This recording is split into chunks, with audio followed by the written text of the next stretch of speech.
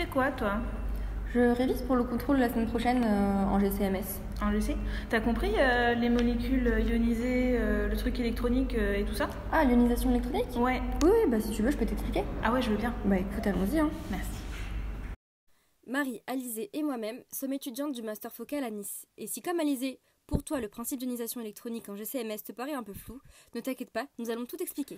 La GCMS, ou chromatographie en phase gazeuse couplée à la spectrométrie de masse, est un appareil d'analyse de composés volatiles qui nécessite de ioniser les molécules afin de les analyser. Une des sources de ionisation utilisées est l'ionisation électronique. Allons voir maintenant de plus près ce qu'il se passe dans notre spectromètre de masse. On peut apercevoir ici la chambre d'ionisation, suivie de l'analyseur, ainsi que du détecteur. Mais intéressons-nous plus particulièrement à la chambre d'ionisation. Hors de l'appareil, cette chambre d'ionisation se présente ainsi. C'est dans cette chambre que les molécules et le faisceau d'électrons vont se rencontrer. Les électrons sont produits en chauffant un filament métallique puis sont accélérés par une différence de potentiel. Afin de pouvoir construire des bibliothèques de spectres, une différence de potentiel standard de 70 électronvolts a été choisie. Cette énergie permet d'obtenir assez d'ions pour être sensible sans pour autant générer une fragmentation trop importante qui se traduirait par une perte d'information. La molécule, à sa sortie de colonne, est sous forme gazeuse.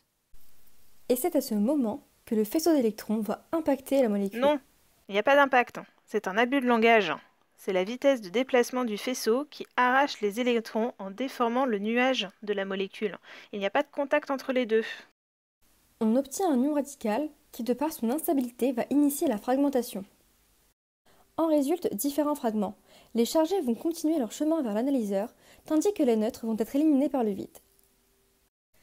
Il faut retenir qu'il n'y a pas d'impact, mais une déformation du nuage électronique, que seuls les fragments chargés sont analysés et que la différence de potentiel de 70 électronvolts nous permet d'avoir une banque de données, ce qui fait de cette méthode d'ionisation la méthode de choix en GCMS.